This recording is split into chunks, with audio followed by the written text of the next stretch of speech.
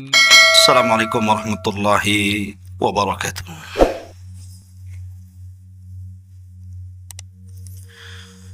Alhamdulillah wassalatu wassalamu ala Rasulillah wa ala alihi wa sahbihi wa mawalah. Wa la hawla wa la quwata illa billahi wa ba'du. Alhamdulillah, pada malam hari ini Allah subhanahu wa ta'ala masih memberikan waktu kepada kita untuk thalabul ilmi. Dan malam ini tema yang kita akan sampaikan mengambil hikmah dan pelajaran dari kisah seorang nabi yang paling sabar, sampai-sampai Nabi SAW berdoa agar dia diberikan kesabaran oleh Allah Azza wa Jal seperti yang Allah berikan kesabaran kepada Nabi tersebut. Siapa Nabi ini? Nabi ini dikenal di dalam Al-Quranul Karim, namanya Ayyub alaihi salatu wassalam. Ma'asyiral muslimin yang dimuliakan Allah Azza wa Jal, di dalam Al-Quranul Karim Allah subhanahu wa ta'ala berfirman dalam suratul Hajj ayat 11, wa minan nasi man ya'budullaha ala harfin fa in asabahu khairun itma'anna bihi wa in asabathu fitnatun inqalaba ala wajhihi khasirat dunya wal akhirah dzalika huwal khusranul mubin. Di antara sebagian manusia ada yang menyembah Allah di tepian.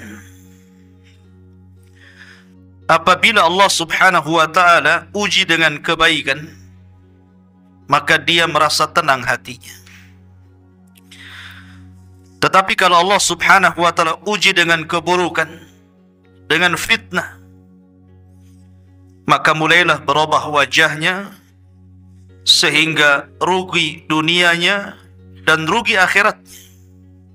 Dan itulah sebenar-benarnya kerugian. Ma'asyiral muslimin yang dimuliakan Allah subhanahu wa ta'ala, setiap manusia itu ada ujiannya. Tidak ada satupun manusia yang tidak ada ujiannya, hatta para nabi dan rasul. Dan Nabi SAW mengisyaratkan dalam sebuah hadis, inna asyaddal bala indallahil anbiya thummal amsalu fal amsal. Sesungguhnya yang paling berat ujian yang Allah timpakan adalah ujian yang Allah timpakan kepada para nabi. Baru kemudian di bawah nabi, baru kemudian di bawah nabi. Dan Allah tidak mungkin menimpakan sebuah ujian kecuali sesuai dengan kadar keimanannya. Dan Allah juga tidak mungkin menimpakan ujian kecuali sesuai dengan kemampuannya. Tidak mungkin Allah memberikan ujian berlebih dari kemampuan hamba menghadapi ujian. Ma'asyiral muslimin yang dimuliakan Allah Azza wa Jalla, salah satu nabi yang diberikan ujian oleh Allah yang sangat dahsyat adalah Nabi Allah Ayyub alaihi salatu wassalam. Siapa Ayyub? Dijelaskan oleh Imam Ibnu Ishaq, kana rajulan minar Rum. Nabi Ayyub adalah seorang laki-laki dari Romawi. Ada yang mengatakan sebagaimana dikisahkan oleh Al-Imam Ibnu Asakir, bahwa ibunya Ayyub itu adalah putri daripada Nabi Allah Lut keponakan Ibrahim alaihi salatu wassalam. Dan ayahnya adalah orang yang sezaman dengan Ibrahim, beriman dengan Ibrahim alaihi salatu wassalam ketika Ibrahim dilempar ke dalam api dalam kisah yang sudah saya kisahkan kemarin, Ashabul Uhdud. Tetapi yang masyhur bahwa Ayub itu adalah keturunan Ibrahim. Tidak banyak dalam Al-Quranul Karim tentang kisah Nabi Ayub, hanya disebutkan dalam beberapa ayat. Begitu juga dalam hadis-hadis Rasulullah tidak banyak. Yang sahih itu cuma 2, lebihnya dhaif. Sehingga tidak banyak dikisahkan seperti kisah Nabi Allah Musa, Ibrahim dan yang lainnya. Karena dalam Al-Quran sendiri, dari 25 Nabi dan Rasul itu, yang sangat detail itu cuma sedikit. Seperti kisah Musa, Ibrahim cukup detail. Ada juga kisah itu yang hanya diisyaratkan secara global. Tapi ada yang tidak dikisahkan seperti Yasa, Zulkifli. Nah, Zulkifli ini salah satu anak Nabi Ayub. Nanti saya ceritakan di akhir cerita. Ya. Sehingga untuk membentangkan terlampau panjang kisah ini tentu banyak diambil dari Israiliyat. Tapi kita akan cukupkan di dalam Al-Quran hadis Nabi SAW yang sahih dan keterangan para ulama. Di dalam surah Al-An'am ayat 84, Allah mengatakan, wa min dzurriyyatihi Dawud wa Sulaiman wa Ayyub wa Yusuf wa Musa wa Harun. Dan termasuk anak keturunan Ibrahim adalah Nabi Allah Dawud, kemudian putranya Sulaiman, kemudian Nabi Ayyub, Yusuf, Musa dan Harun. Dalam surah Al-An'am disebutkan bahwa Ayyub keturunan Ibrahim. Kalau pendapat yang pertama, keturunan Lut, ibunya dari putri Lut dan ayahnya orang yang beriman kepada Ibrahim. Tapi pendapat ini dibantah. Jumhur ulama mengatakan bahwa Ayyub keturunan Ibrahim berdasarkan nas Al-Quran. Ma'asyiral muslimin yang dimuliakan Allah Azza wa Jalla, di dalam Al-Quran nama Ayyub itu salah satu nama yang dicantumkan secara nama dari 25 Nabi dan Rasul. Allah Subhanahu wa Ta'ala berfirman, Inna auhayna ilaika kama auhayna ila Nuhin wan nabiyyina min ba'di wa auhayna ila Ibrahim wa Ismail wa Ishaq wa Ya'qub wal asbat wa Isa wa Ayyub. Sesungguhnya kami wahyukan kepada wahai Muhammad sebagaimana kami wahyukan sebelumnya kepada Nuh dan para nabi setelahnya. Kemudian kami wahyukan kepada Ibrahim, kepada Ismail, kepada Ishak, kepada Ya'qub dan Asbat, dan juga Isa dan Ayyub. Sini Allah Subhanahu wa Ta'ala menyebut kata Ayyub. Ayyub ini memiliki istri yang subhanallah sangat sabar. Ada yang mengatakan namanya adalah Liyah ibn Ya'qub. Apakah Ya'qub putra Ishak? Wallahu a'lam. Tapi nama perempuan ini adalah Liyah, wanita percontohan seluruh wanita. Sebagaimana suaminya sabar, dia juga sabar. Lalu apa ujian yang Allah Subhanahu wa Ta'ala berikan kepada Ayyub alaihi salatu wassalam? Disebutkan di dalam surah As-Sad. Ini ujian. Allah mengatakan dalam surah As-Sad ayat 41, Wadhkur abdana Ayyuba idh nada rabbahu anni massaniya syaitanu binasbin wa adhab. Ceritakan wahai Muhammad hamba kami ini Ayub alaihi salatu wassalam ketika dia menyeru Rabbnya dan mengatakan, "Ya Rabb, sesungguhnya syaitan telah menimpakan kepadaku binasbin wa adab," dengan berbagai macam nasb, ujian, keburukan, dan azab siksaan. Ada yang mengatakan bahwa syaitan itu datang kepada Allah subhanahu wa ta'ala setelah dia menggoda Ayub dan tidak berhasil, dan mengatakan, "Wajar saja Ayub tidak bisa digoda, wahai Rabb, karena engkau berikan nikmat yang banyak." Karena Ayub itu pemilik tanah yang luas di zamannya. Di desanya itu, dia orang kaya. Kebunnya luas, ternaknya banyak, emasnya melimpah, kaya raya. Dan memiliki 14 anak, semua laki-laki dan sukses.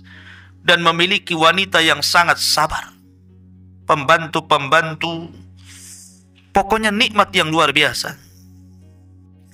Sehingga syaitan mengatakan, kalau engkau uji dia, saya yakin Ayub tidak akan tahan dengan ujian itu. Tetapi Allah subhanahu wa ta'ala mensifati Ayub dengan kesabaran. Ayub itu orang sabar. Mulailah Allah subhanahu wa ta'ala menguji Ayub dengan cara pertama menghilangkan seluruh kekayaannya. Panennya gagal, ternaknya kemudian mati, emasnya habis, bangkrut dia. Ma'asyiral muslimin yang dimuliakan, kalau ini terjadi kepada manusia biasa, kepada kita, Anda, saya, dan yang lainnya, orang kaya tiba-tiba bangkrut, kira-kira apa yang terjadi? Kalau tidak gila mendadak, gantung diri. Jangankan orang kaya bangkrut, caleg nggak jadi saja telanjang naik genteng. Stres. Baru tidak menjabat, padahal masih bisa periode berikutnya. Tapi Ayub itu abdun saleh, abdun sabir, hamba yang saleh dan sabar. Sabar dia. Inna lillah wa inna ilaihi raji'un. Semua toh milik Allah, kembali kepada Allah. Zuhud. Kekayaannya bukan dalam hati, kekayaannya di tangan. Sehingga kalau menghilangkan kekayaannya, hatinya tetap kepada Allah subhanahu wa ta'ala. Kemudian setelah itu, Allah uji lagi. Tiba-tiba kemudian, seluruh putra-putranya meninggal dunia. Ada yang mengatakan dalam cerita Israiliyat, wallahu a'lam, bahwa syaitan itu menjelma orang, kemudian pura-pura mengundang putra-putra Ayub untuk makan-makan di rumahnya. Semua diundang. Ketika putra-putra Ayub dalam rumah itu, tiba-tiba syaitan kemudian merobohkan rumah itu dan menimpa putra-putra Ayub, mati semua. Ingat, meninggal seorang anak itu jauh lebih terasa dibandingkan meninggal orang lain. Kalau orang kehilangan orang tua itu musibah. Kehilangan istri musibah atau nikmat? Antum? Nikmat Ustaz, bisa ganti yang baru. Musibah.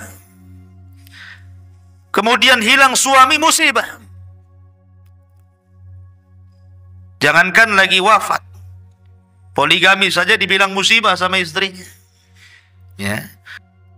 Lah, semua ini musibah. Apalagi yang meninggal adalah anak.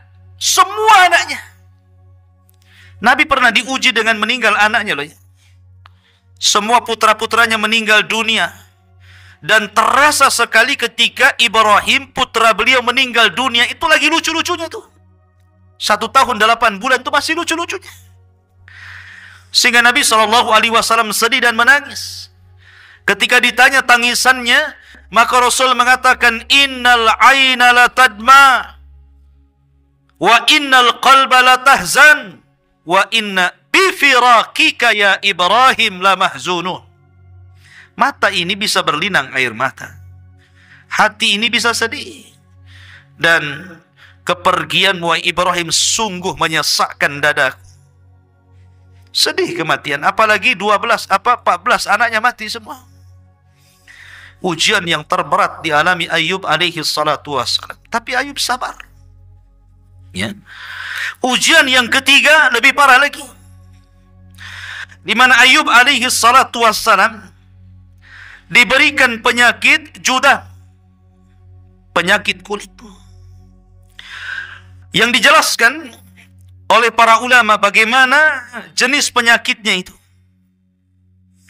Jadi Ayub alaihi salatu wassalam ketika ditimpa penyakit kulit itu sampai dagingnya itu terkelupas dari tulangnya. Jadi sedikit demi sedikit dagingnya itu terkelupas jatuh. Ada yang mengatakan benjolan penuh nanah dan darah. Dan itu belum pernah terjadi pada zaman kaumnya. Subhanallah. 3 musibah ikhwatu fiddin. Siapa yang bisa tahan dengan 3 musibah ini? Orang kaya tiba-tiba bangkrut. Meninggal seluruh putra-putra yang menjadikan kebanggaannya. Karena Allah yang mengatakan bahwa al-malu wal banun zinatul hayatid dunya. Harta dan kekayaan, al-malu wal banun, harta dan anak-anak itu zinatul hayati dunia, perhiasan kehidupan dunia. Ini dua-duanya lenyap. Belum lagi diberikan ujian penyakit. Bukan sehari 2 hari, setahun 2 tahun. Kata Ibnu Katsir, 18 sanah. 18 tahun lamanya diuji seperti itu. Belum dari 3 ujian ini, beruntun ujian-ujian yang lainnya. Sebab kalau orang kaya, manusia mendekat. Kalau orang miskin, manusia menjauh. Ya kan? Walaupun kalau kaya, orang kaya pun menjauh dari orang miskin, takut pinjam uangnya. Kalau kaya, banyak kawannya. Kalau sudah miskin, dijauhi. Kemudian diuji dengan putra-putranya yang meninggal dunia. Bisa putus asa karena merasa bahwa tidak ada lagi keturunan yang akan meneruskan kehidupannya. Betapa banyak orang yang tidak punya anak berobat ke sana kemari, jual sawah, habiskan ATM dan begitu seterusnya, hanya ingin punya anak. Tapi ketika Allah uji anak itu, Allah wafatkan, gimana tidak sedih? Belum lagi penyakit. Sehingga satu demi satu kemudian mereka pun meninggalkan Ayub. Mulai dari teman-teman akrabnya, kawan-kawan baiknya, sampai kepada keluarganya. Sehingga tidak ada yang tersisa kecuali hanya 3 orang yang setia untuk menemani Ayub. 1 istrinya dan 2 kawannya. Yang kadang datang berziarah, nengok kawannya Ayub. Yang lainnya hilang semuanya. Lihat ujian Allah subhanahu wa ta'ala. Yang 2 orang kawannya pun tiba-tiba ada syak dalam dadanya. Dan mengatakan, jangan-jangan Ayub saudara kita itu ditimpakan penyakit karena sebuah kutukan. Kawannya mengatakan, bagaimana kau bisa mengatakan seperti itu? Ya, kalau memang bukan kutukan, apa namanya? Ayub itu sudah sakit 18 tahun lamanya. 1 penyakit pun tidak ada tanda-tanda yang diangkat, makin memarah. Kalau bukan kutukan, apa namanya? Jangan-jangan Ayub itu melakukan dosa sehingga Allah subhanahu wa ta'ala adab dia seperti itu. Sampai akhirnya suudzon kepada Ayub. Ini 2 kawan yang baik itu. Kalau yang lain sudah habislah. Sehingga kemudian istrinya pernah tidak tahan. Ayub alaihi salatu wassalam itu tidak pernah mengeluh. Dia hanya berzikir kepada Allah, setiap hari berzikir, memuja, memuji, terus mengingat Allah azza wa jalla. Dia tidak pernah berdoa, ya Allah, kembalikan kesehatanku. Ya Allah, kembalikan putra-putraku. Ya Allah, kembalikan kekayaanmu. Tidak, Ayub tidak pernah mengatakan sedikit pun seolah-olah dia yataladzat, merasa menikmati ujian yang Allah Subhanahu wa taala timpakan kepada dia. Ada manusia seperti ini yang enggak ada tasakhud dia, yang ada tasakhud atau tasakhud itu, yang ada murang-muring saja hati. Ya, memang begitu. Dulu pejabat, kemudian pensiun, sudah tua, masih merasa pejabat saja, bawaannya marah terus. Orang dianggap bawahannya, tetangga di bawah anggotanya, tetangga dianggapnya anggotanya, padahal udah sama tuh, kan gitu ya. Dulu merasa jadi polisi, jadi tentara, sudah pensiun, merasa jadi polisi saja tuh. Kadang orang seperti itu. Ya. Jadi siapa yang tahan, lihat. Makanya saya katakan ini percontohan Ayub ini yang tidak dimiliki orang-orang. Makanya kalau ada orang yang berdoa, saya ingin sabar seperti saya sabar Ayub, tidak akan bisa. Anda tidak mungkin bisa sesabar Ayub. Karena Ayub itu luar biasa istimewa di hadapan Allah kesabaran. Nggak ada orang yang bisa sabar Ayub itu. Ma'asyiral muslimin, sampai istrinya mengatakan, ya Ayub, lau da'auta rabbaka fa innahu sayastajibu lak. Wahai Ayub suamiku, seandainya engkau berdoa kepada Allah Subhanahu wa taala, berdoalah agar Allah menyembuhkan penyakitmu. Minimalnya mintalah kesembuhan. Sudahlah yang lain itu bisa dicari, bisa diupayakan. Yang penting kau jangan sakit. Ya. Istrinya meminta kepada Ayub untuk berdoa kepada Allah, karena Ayub itu tidak mau berdoa, meminta kesembuhan. Dia asih berzikir, memuja, memuji, terus mengingat Allah saja. Ayub mengingatkan nikmat kepada istrinya. Dia mengatakan kepada istrinya, wahai istriku, berapa lama kita diberikan nikmat oleh Allah? Diberikan kekayaan, diberikan anak-anak, dihormati orang, dihargai, dipuji. Berapa lama? Kata istrinya, samaniyatasan, 8 tahun wahai suamiku. Maka Ayub mengatakan, wahai istriku, kalau Allah Subhanahu wa taala telah memberikan kenikmatan kepada kita, samaniyatasanatan wa ana fi sihhatin wa afiyah, diberikan kenikmatan 8 tahun dan saya dalam kondisi sehat dan diberikan afiah, kenikmatan yang banyak, maka bagaimana mungkin kita kemudian meminta kepada Allah sementara kita belum sampai kepada tahun nikmat Allah yang berikan kepada kita? Harus seimbang. Ya. Kalau Allah memberikan nikmat 8 tahun, maka diuji oleh Allah harusnya sabarnya 8 tahun baru meminta, begitu. Ini enggak, diberikan nikmat banyak, kita ini kadang-kadang ya, subhanallah, sampai dimudahkan urusannya, sekali diuji oleh Allah, langsung kemudian dia terkapar. Ya Allah, kenapa asik saya terus kau uji? Kenapa enggak tetangga sebelah saja? Dia kan ahli maksiat. Suruh tetangganya yang sakit. Ya kan? Tetapi Ayub alaihi salatu wassalam mengingatkan kepada istrinya, jangan. Tidak sebanding nikmat dengan bala yang Allah timpakan kepada kita ini. Coba, siapa yang bisa mengucapkan kalimat itu? Tidak bisa. Tidak bisa, karena yang bisa mengucapkan kalimat ini hanya orang-orang yang sabar.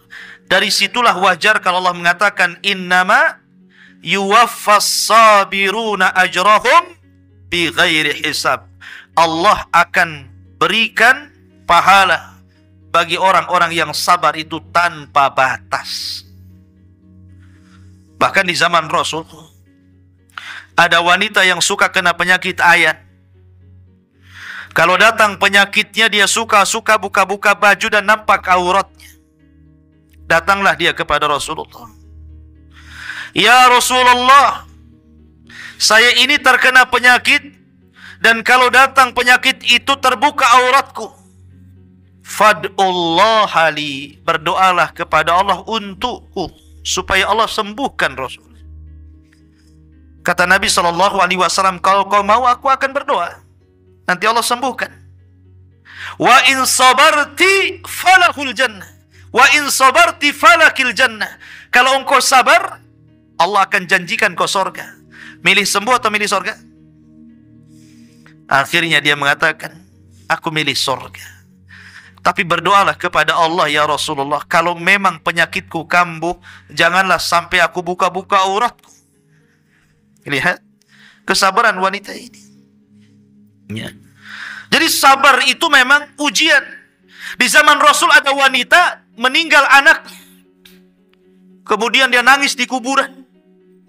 Meraung-raung di kuburan. Rasul lewat di situ. Kemudian dia mengatakan, ittaqillah, bertakwalah kau kepada Allah, kata Rasulullah. Wanita ini menyaut, ya kau bisa mengatakan seperti itu karena ujian tidak menimpamu, ujian itu menimpaku. Kemudian orang ini pergi, dia tidak tahu ini Rasulullah. Kemudian ditanya, ya fulana, Rasulullah lah yang tadi yang nasihati kamu. Akhirnya dia kaget. Dikejarnya Rasul sampai ke rumahnya, rupanya tidak ada bawabah. Rumahnya Rasul itu tidak ada security, apalagi gerbang, apalagi dikasih anjing galak, tidak. Rasulullah itu rumahnya blong, semua orang bisa masuk, padahal orang nomor 1 tuh. Ya. Sekarang baru sekelas RT saja ada satpamnya ya. Nabi SAW terbuka rumahnya, datang wanita itu minta maaf. Maka Rasul menasihati, inna sabra fi sadmatil ula, kata Rasulullah. Sabar itu dianggap sabar itu pada pukulan pertama. Ketika hari ini kena musibah, hari ini kita sabar, itu namanya sabar. Kalau sudah 1 bulan bukan sabar, kadong namanya. Ya, sabar itu ketika kena musibah, di awal kali acap musibah itu datang. Itulah sabar. Ma'asyiral muslimin yang dimuliakan Allah Azza wa Jalla. Ketika Ibrahim alaihi salatu wassalam, Ayub alaihi salatu wassalam semakin memarah sakitnya, yang mencari nafkah siapa? Istrinya. Istrinya yang mencari nafkah ke sana kemari. Subhanallah. Kalau seandainya wanita sekarang memposisikan menjadi istrinya Ayub, pasti langsung datang ke pengadilan agama. Minta apa? Khulu, kan gitu ya. Karena wanita sekarang, maaf ibu ya, akalnya kurang.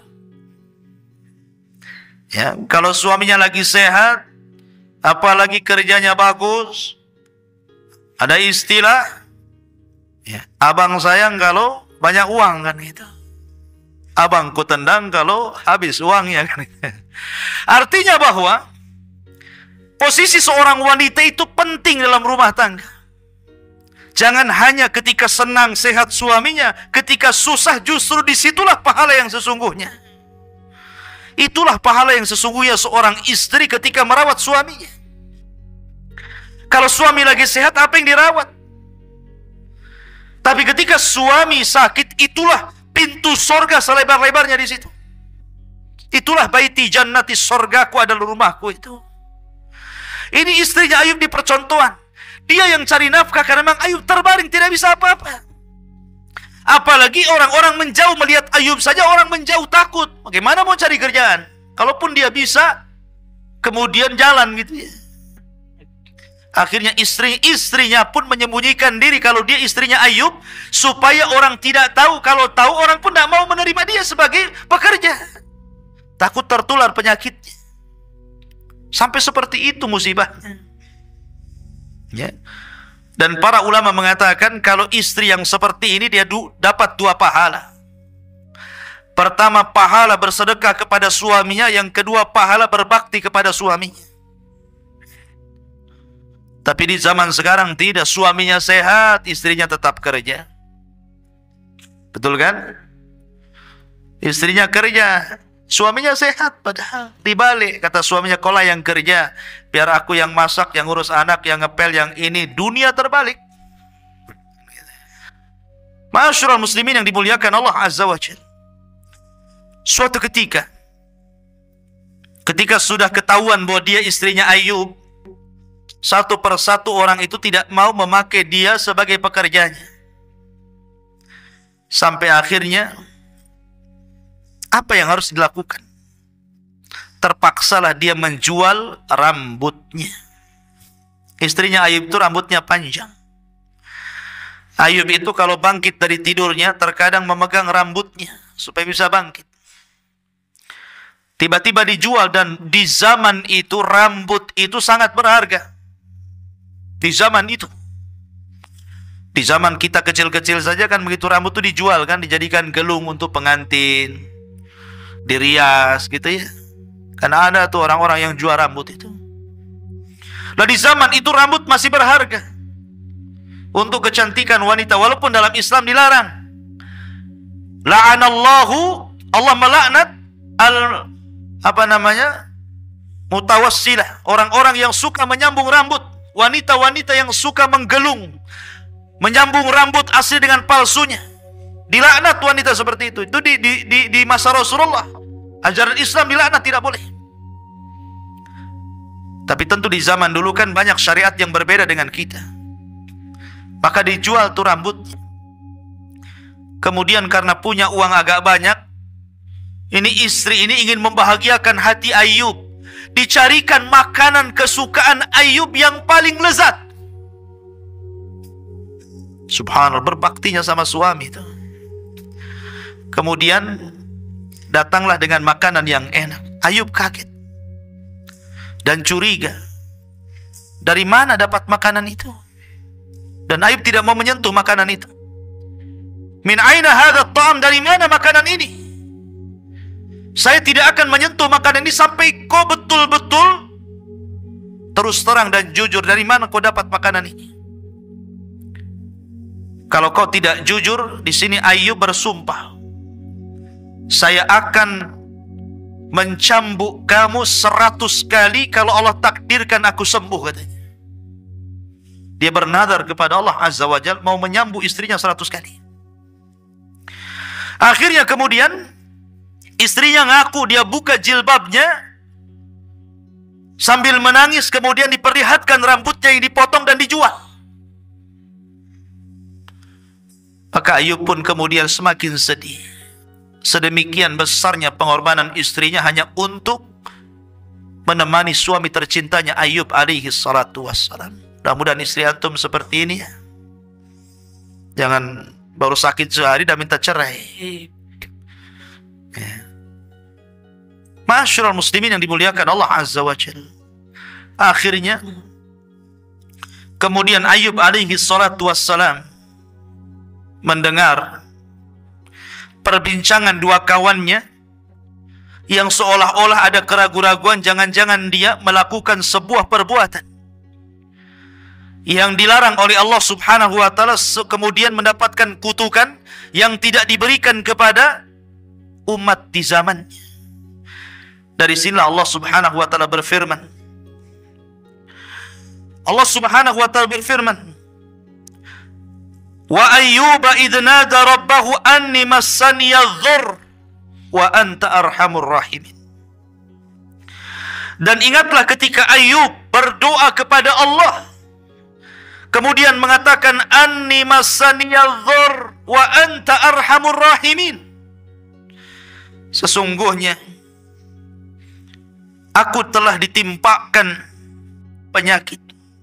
Ya Rabb, hilangkanlah penyakitku. Karena engkau zat yang maha penyayang dari seluruh makhluk-makhluk yang penyayang. Ayub hanya minta satu, disembuhkan penyakit. Ayub tidak minta dikembalikan hartanya. Tidak mengatakan, ya Allah, rizkikan lagi rizki yang banyak kepadaku. Ya Allah, karuniakan anak-anak yang banyak lagi kepadaku. Tidak, Ayub tidak itu. Ayub hanya minta kesehatan. Ayub hanya minta itu saja. Sebagaimana ayat yang tadi saya baca, wadhkur abdana Ayyub idh nada rabbahu anni massaniya syaitan bi nasbin wa adzab. Dan ingatlah ketika Ayub kemudian berdoa kepada Rabbnya, sesungguhnya syaitan telah menimpakan kepadaku dengan berbagai macam bencana dan siksa.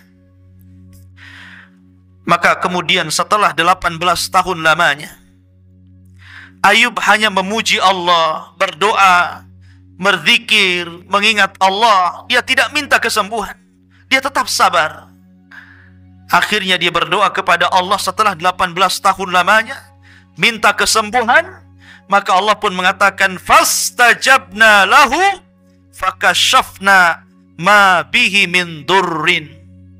Maka kami ijabah doanya Ayub, dan kami pun angkat seluruh penyakitnya. Bagaimana caranya? Allah berfirman, urkud birijlika hadha mughtasalun baridun syarabun. Ya Ayub, hentakkan kakimu. Nanti akan muncul air dari bumi. Air itu dingin. Gunakanlah untuk mandi dan minumlah dari air itu. Maka Ayub pun kemudian menghentakkan kakinya sesuai dengan perintah Allah, keluar air. Ketika itu kebiasaan istrinya mengantar Ayub ke kamar mandi. Kalau sudah selesai, maka istrinya datang kemudian memapahnya lagi kembali ke tempat pembaringannya. Ketika itu istrinya lupa. Sudah mengantar kemudian dia pergi sehingga dia lupa. Harusnya ini sudah waktunya Ayub selesai dan diantar lagi. Rupanya Ayub diperintahkan Allah untuk menghentakkan kakinya, keluar air dari tanah. Kemudian Ayub pun mandi dari situ. Ketika dia mandi, seluruh penyakitnya hilang. Subhanallah, biiznillah. Dengan izin Allah subhanahu wa ta'ala, penyakitnya hilang. Itu penyakit badan itu. Kemudian dia meminum air itu, maka seluruh penyakit dalamnya juga hilang. Penyakit dohirnya hilang, penyakit batinnya juga hilang. Subhanallah. Kuasa Allah subhanahu wa ta'ala. Dan Allah subhanahu wa ta'ala memberikan kepada Ayub badan yang sangat-sangat tampan, dikembalikan sebagaimana ketika Allah belum memberikan ujian kepadanya. Balik lagi muda, balik lagi sehat, balik lagi kekar. Sehingga istrinya datang.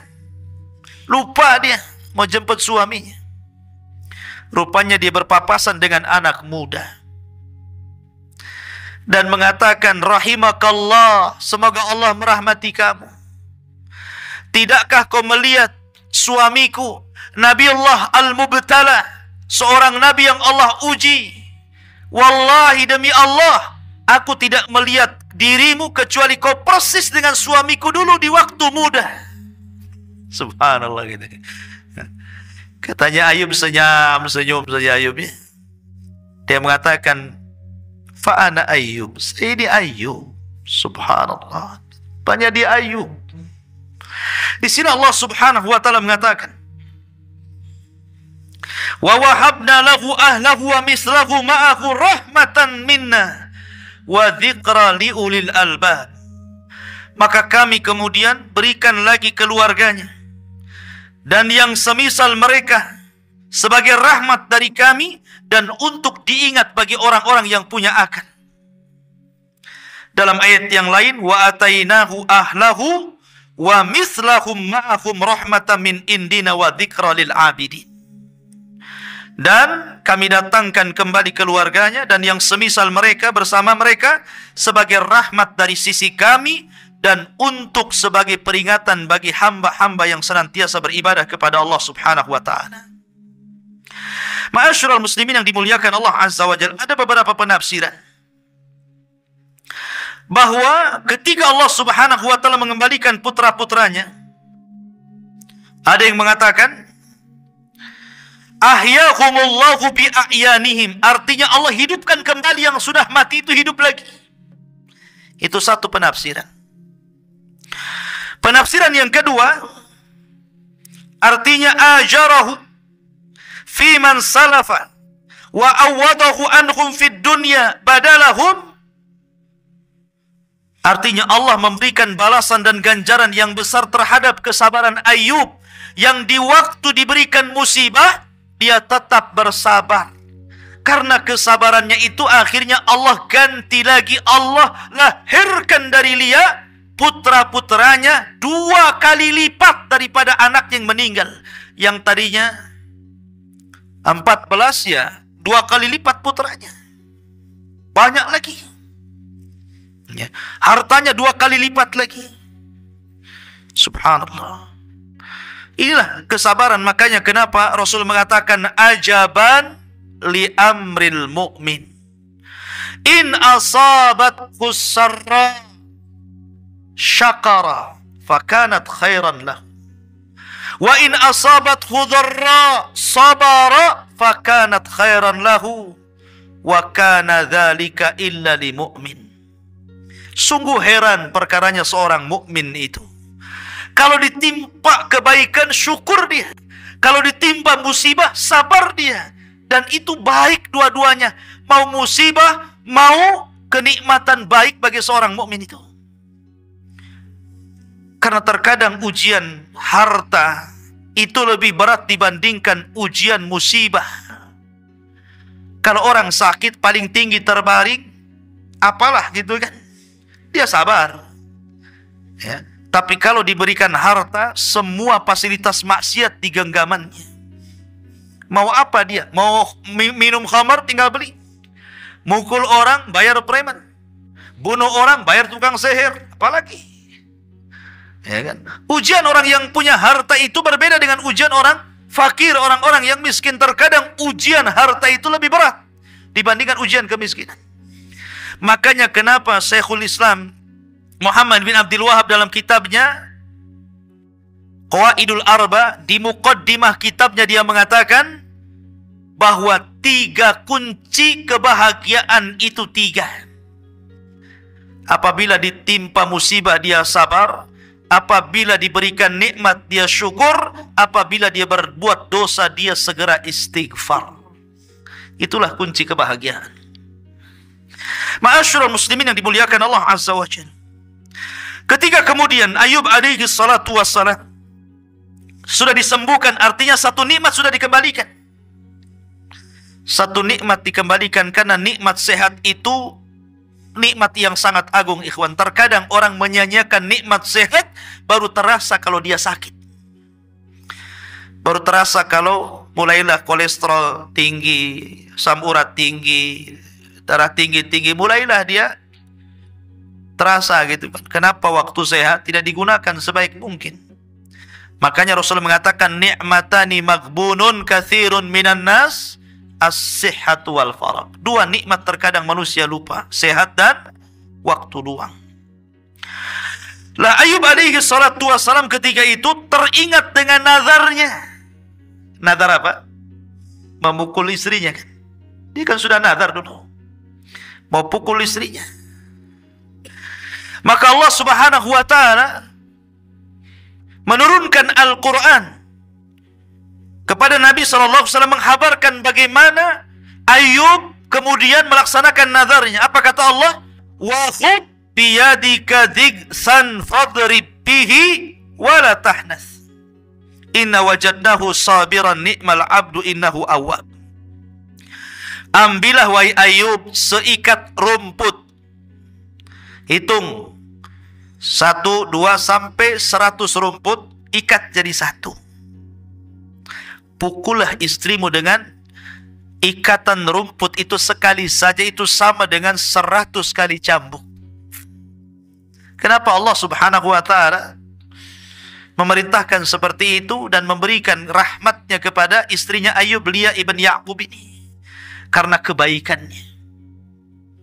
Kebaikan istri kepada suami ini luar biasa. Makanya kemudian Allah mengatakan, sudah, wala tahnas, kamu tidak boleh mengingkari nazarmu, sumpahmu harus tetap dilaksanakan. Lalu bagaimana caranya? Ambil 1 ikat rumput, hitung sampai 100, pukulkan 1 kali, itu sudah cukup. Kemudian setelah itu dijelaskan bagaimana Allah Subhanahu wa taala mengembalikan kekayaan Ayub alaihi salatu wassalam. Dijelaskan dalam sebuah riwayat. Jadi ketika Ayub alaihi salatu wassalam sedang mandi, sedang mandi dia. Tiba-tiba ada hujan, tapi bukan air. Sebagaimana disebutkan oleh Ibnu Abi Hatim dari hadis Abu Hurairah radhiyallahu an, lamma afallahu Ayyub alaihi salam, ketika Allah memberikan kesembuhan kepada Ayyub alaihi salatu wassalam, amtara alaihi jaradan, tiba-tiba belalang jatuh dari langit, hujan belalang. Tapi belalang itu bukan belalang asli, tapi belalang berupa emas. Emas yang berbentuk belalang jatuh dari langit, hujan. Mau nggak antum kayak gitu? Mau lah Ustaz. Ya. Dan nggak pernah beli kalung sama istri, kasihlah di belalang satu. Jadi belalang emas, ya. Jaradan min zahab. Faja'ala ya'khudhu biyadihi, maka kemudian Ayub pun mengutip satu-satu itu belalang emas itu. Wa yaj'alu fi thawbihi, kemudian dikumpulkan di pakaiannya. Qala, dan mengatakan, dikatakan kepada Ayub, Allah berfirman, ya Ayub, ama tashba'? Ya Ayub, belum kenyang kamu? Sudah kau sembuhkan, masih juga kau mau mengambil belalang-belalang emas itu? Maka Ayub mengatakan, ya Rabb, wa man yashba' min rahmatik. Ya Rabb, siapa yang kenyang dari rahmat-Mu? Saya tidak pernah kenyang untuk mendapatkan belas kasih sayang, kasih sayang. Aku tidak akan pernah kenyang untuk terus meminta kasih sayang-Mu, ya Rabb. Akhirnya kemudian dikumpulkan emas-emas itu sampai akhirnya satu lumbung, semuanya emas belalang. Disitulah Allah subhanahu wa ta'ala kembalikan lagi kekayaannya. Dia beli lagi kebun, dia beli lagi ladang. Kemudian orang pun mulai satu persatu mendekat kepada Ayub alaihi salatu wassalam. Maka Ayub dikembalikan semua nikmatnya. Al jaza'u min jinsil amal, balasan itu disesuaikan dengan amalannya. Sabar itu indah, dan kemenangan itu ada pada kesabaran. Ma'asyiral muslimin, sebagaimana putranya, sebagaimana Ayub adalah hamba Allah yang sabar. Ayub diberikan banyak putra, dan salah satu putranya yang kemudian diperselisihkan apakah dia nabi ataukah bukan, tetapi karena Al-Quran menyebutkan secara nas namanya, maka jumhur mayoritas ulama mengatakan dia seorang nabi. Namanya Dzulkifli ibn Ayyub. Namanya Bishr ibn Ayyub. Kemudian kunyahnya Dzulkifli. Kenapa disebut Dzulkifli? Ini kita kisahkan sedikit. Karena kisah Dzulkifli ini dalam Quran tidak disebut kecuali di 2 ayat. Dan tidak banyak riwayat yang menceritakan tentang Dzulkifli ini, sehingga susah menceritakannya. Lah ketika Allah menyebutkan tentang cerita Ayub, maka Allah mengatakan, wa Ismaila wa Idrisa wa Dzulkifli kullun minas sabirin. Setelah Allah bercerita tentang Ayub, ayat setelahnya apa? Dan Allah sebutkan dan Ismail, kemudian Idris, kemudian Dzulkifli. Tiga nabi ini termasuk hamba Allah yang sabar. Ismail adalah orang yang paling sabar. Ketika ayahnya mengatakan, inni ara fil manami anni adzbahuka fangdur madza tara. Hai Ismail, semalam abimu bermimpi aku menyembelih dirimu, bagaimana pendapatmu? Itu kalau seandainya antum bercerita kepada anakmu, nak, bapakmu semalam mimpi nonjok kamu. Apa kata anaknya? Bapak aja lah yang ditonjokkan gitu. Ini disembeli bukan ditonjok, disembeli. Tapi Ismail sabar. If'al ma tu'mar satajiduni insyaallahu minas sabirin. Lakukan saja. Lakukan saja wahai bapakku, kau akan mendapati aku termasuk hamba Allah yang sabar. Sabar. Ditinggal anak-anak kecil sama ibunya Hajar di tempat yang tidak ada tanaman, tidak ada air, tidak ada apa-apa. Biwadin ghairi di zar'in inda baitikal muharram. Di sebuah lembah, kering kelontang, ditinggal Ibrahim, sabar. Bahkan ketika membuat meninggikan Ka'bah bersama Ibrahim pun dia sabar. Itulah Ismail kesabarannya. Kemudian Idris sabar. Kenapa disebut Idris? Karena Idris itu orang yang suka membaca, suka belajar, suka thalabul ilmi. Dan thalabul ilmi itu butuh kesabaran. Kata Ibnu Katsir, la yunalul ilmu birahatil jismi. Tidak mungkin ilmu itu diraih kecuali dengan tidak mungkin ilmu diraih dengan cara istirahat badan, mustahil. Antum tidur saja tiba-tiba dapat ilmu laduni, nggak akan. Ilmu itu dicari, dipelajari. Dan ilmu itu cuma ada dua, Al-Quran dan Sunnah. Selain itu tidak boleh diajarkan, dipelajari. Seperti ilmu sihir.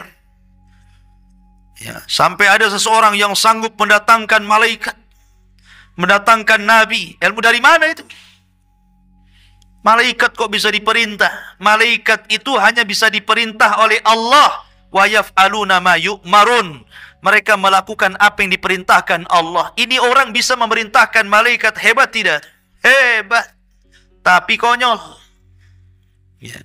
Nabi pula diperintah seolah-olah nabi bawahannya. Suruh datanglah, haula wala quwata illa billah. Kemudian dikatakan ini ilmu Allah. Ilmu dari Allah dari mana? Itu syaitan. Orang ini dimain-mainkan dengan setan. Tidak ada ilmu Allah kayak gitu. Nabi saja tidak bisa mendatangkan malaikat. Ketika Jibril kemudian membawakan wahyu pertama kali, Rasul rindu ingin berjumpa dengan Jibril, tapi tidak bisa juga. Ya. Sampai akhirnya Jibril yang datang kepada Rasul menyampaikan wahyu berikutnya. Mana bisa dipanggil? Kemudian wa Ismail wa Idrisa wa Dzul Kifli. Kenapa disebut Dzul Kifli? Dzu itu pemilik, kifl itu yang memberikan kafalah. Kafalah itu artinya yang merawat, yang melindungi, yang menjaga, itu artinya kafalah. Makanya orang yang mengkafil anak yatim, ya, disebutkan dalam hadis Nabi, ana wa kafilul yatim fil jannata kahataini. Aku dan para pengkafil anak yatim seperti ini di surga, kata Rasulullah. Jadi Dzul Kifli itu orang yang mengkafil, yang melindungi. Ada 3 riwayat kenapa disebut Dzul Kifli. Namanya Bishr ibn Ayyub, tapi kemudian disebut Dzul Kifli. Yang pertama, ada yang mengatakan dahulu ada raja zalim di zamannya. 400 nabi ditangkap, 300-nya dibunuh, 100-nya lari. Zalim nih raja ini. Satu hari membunuh 300 nabi. Makanya Allah Subhanahu wa taala menyebutkan tentang Bani Israel, wa yaqtulunal anbiya'a bighairil haq.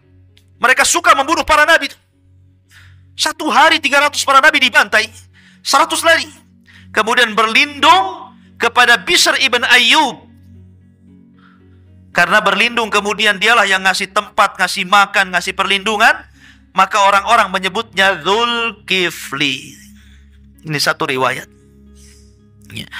Ada yang mengatakan bahwa Dzul Kifli itu disebut Dzul Kifli karena dia orang kaya, mewarisi kekayaan Ayub alaihi salatu wassalam, dan dialah yang mengkafir orang-orang fakir di zamannya.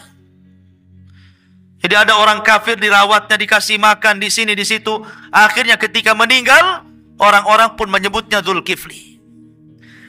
Tapi riwayat yang paling sahih wallahu a'lam, yang terakhir, bahwa ketika itu masyarakat di zamannya hendak memilih seorang raja, tapi harus memiliki 3 sifat.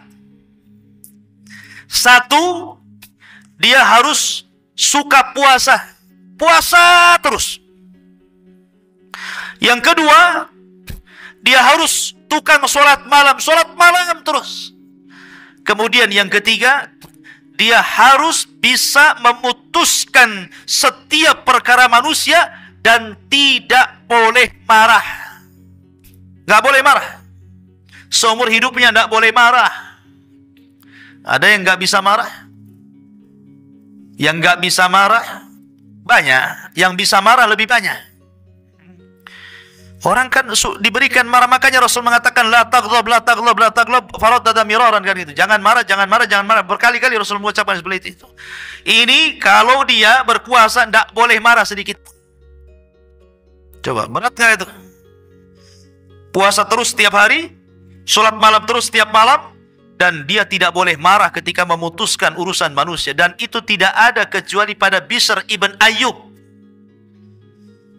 Dia setiap hari sholat itu 100 rakaat. Sabar, tidak pernah marah. Maka orang-orang menyebutnya dengan Dzulkifli. Karena sabar. Ya kan, dia mengkafil sholatnya. Ini perlu sabar orang seperti ini kan. Puasa terus sabar, sholat malam terus sabar. Menghadapi orang itu sabar. Maka orang menyebutnya Dzulkifli. Dan wajar Dzulkifli itu penyabar karena apa? Warisan daripada ayahnya. Mangga jatuh itu tidak jauh dari pohonnya kan. Sama durian jatuh tidak mungkin jatuh di bawah pohon mangga kecuali di bawah orang. Artinya bahwa kesabaran ini melahirkan kesabaran dan kesabaran. Begitulah kisah Nabi Ayub alaihi salatu wassalam. Sudah pas jam 9. Taib, kita ada tanya jawab, silakan. Kalau ada yang mau bertanya, kita break dulu.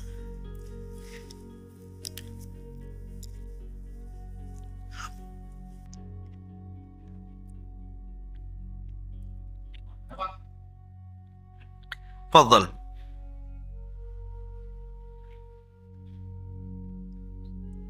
Assalamualaikum warahmatullahi wabarakatuh. Waalaikumsalam. Maaf, saya adalah pernikahan. Pernikahan seperti saya, andainya kita tahu kita punya sahabat atau teman yang jadi suatu pernikahan apa di luar dan dia akan bahwa dia meninggalkan anaknya yang saya kenal itu tidak ditawar karena harus balik yakin karena sudah keluar. Apa sikap kita kalau seandainya kita meninggalkan anaknya? Apakah kita pada dia atau kita pada awalnya prosesnya dia boleh akan atau gimana? Tar dulu, saya kurang jelas nih ucapannya. Anak ini hasil zina. Taib. Kemudian anak perempuan sudah besar mau nikah. Iya. Kemudian sikap orang tuanya gitu maksudnya. Iya, maksudnya sikap bapaknya ini mau menikahkan anak yang dihasilkan zina kepada calonnya itu, bagaimana cara ngomongnya begitu kan? Iya. Bukan. Satu, bolehkah bapaknya menikahkan dan dulu jadi walinya? Dua,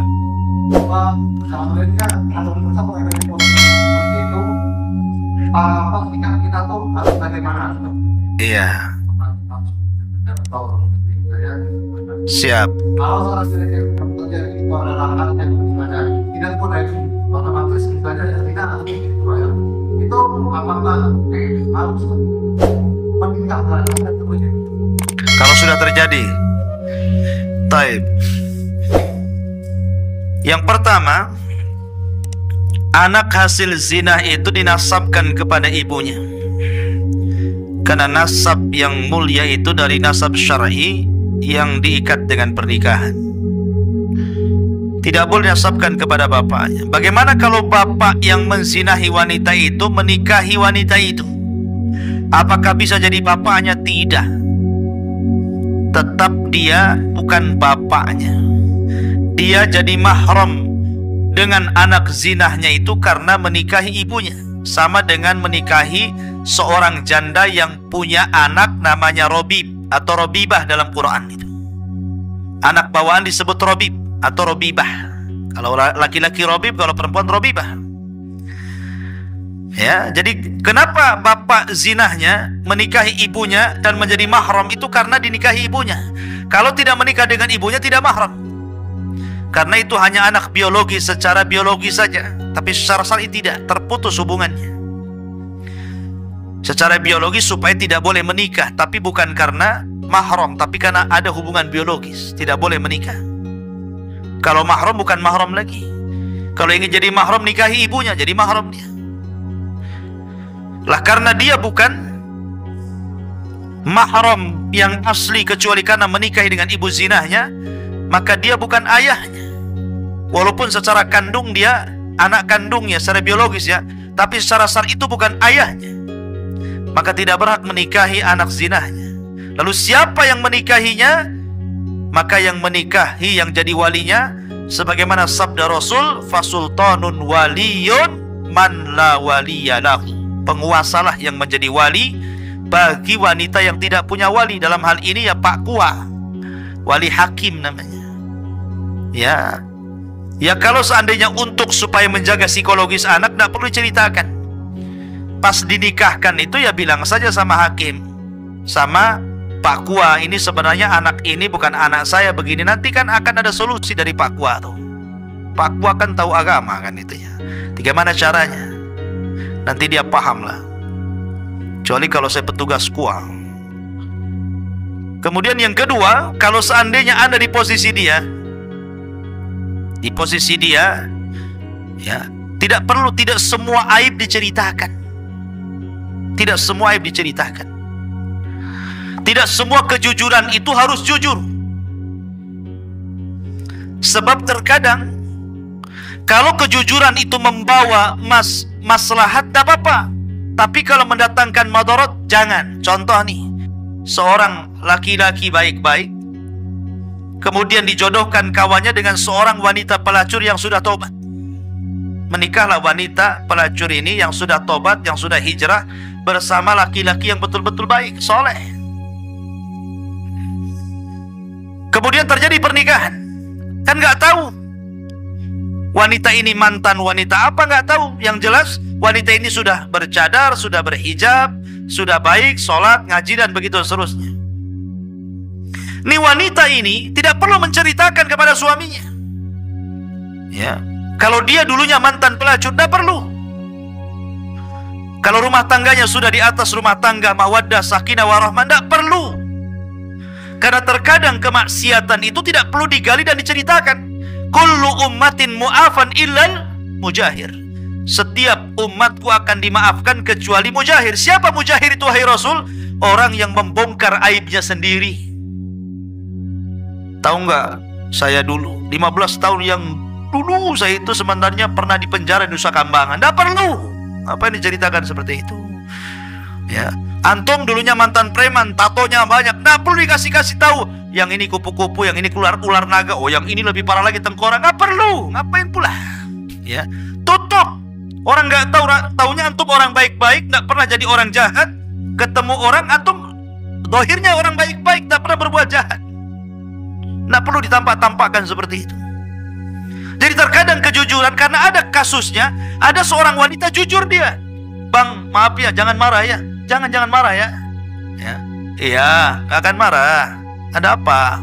Saya ingin jujur. Ya mudah-mudahan abang sabarlah. Dulu saya ini 15 tahun menjadi pelacur profesional. Apa nggak marah suaminya? Ya kan?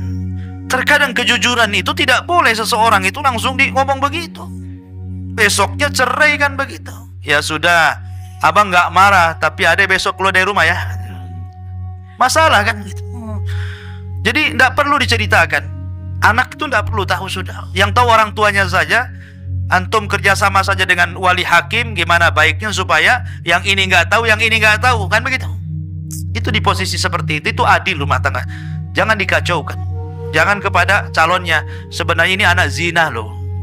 Kamu masih mau? Lah, kok begitu pula? Ya, sudah sabar saja. Wallahu a'lam.